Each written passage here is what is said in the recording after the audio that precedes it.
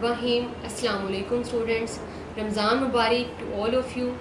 बेटा इरशाद बारी ताला है, शहरु रमज़ान अल्लज़ी उन्ज़िला फ़ीहिल कुरआन, सदाक़ल्लाहुल अज़ीम। बेटा रमज़ानुल मुबारक नेकियों की फसले बहार है। इस महीने में एक नेकी 70 नेकियों के बराबर है और अल्लाह ताला इस महीने में अपने बंदों पर खुसूसी तवज्जो फरमाते हैं। जैसा कि रमज़ान का पहला अशरा रहमत, दूसरा अशरा मग़फ़रत और तीसरा अशरा जहन्नम से आज़ादी का है। इरशाद बारी ताला है, ए ईमान वालो, तुम पर रोज़े फ़र्ज़ किए गए हैं जिस तरह तुमसे पहले लोगों पर फ़र्ज़ किए गए थे, ताकि तुम परहेज़गार हो जाओ। बेटा रोज़े हम पर फ़र्ज़ हैं, और फ़र्ज़ क्यों है, मकसद क्या है? ताकि हम परहेज़गार बन जाएं, हम तक़वा इख्तियार करें। बेटा कोई भी जो ऑब्जेक्टिव है वो विदाउट प्लानिंग अचीव नहीं हो सकता। आज हमने मिल के रमज़ान को प्लान करना है, गोल्स सेट करने हैं कि किस तरह हम रमज़ानुल मुबारक में ज़्यादा से ज़्यादा नेकियां कमा के अल्लाह ताला की रज़ा हासिल कर सकते हैं।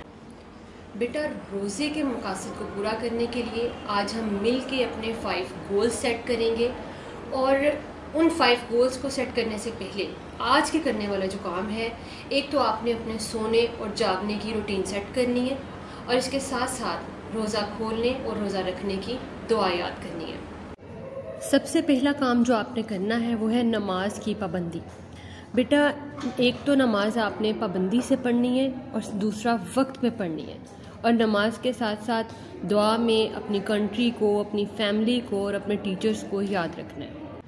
बेटा दूसरा काम आपने क्या करना है, आपने अपनी रूटीन बनानी है कि आपने कुरान पाक डेली खोलना है। फिर चाहे आप उसका एक रुकू पढ़ें, आधा पारा पढ़ें, एक पारा पढ़ें, कोशिश करनी है कम से कम एक पारा डेली पढ़ें, और उसका टाइम फिक्स कर लेना है कि आप मगरिब के बाद पढ़ेंगे, ज़ोहर के बाद पढ़ेंगे।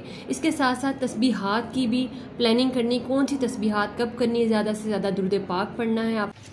और तीसरा काम आपने क्या करना है, बुराइयों से बचना है।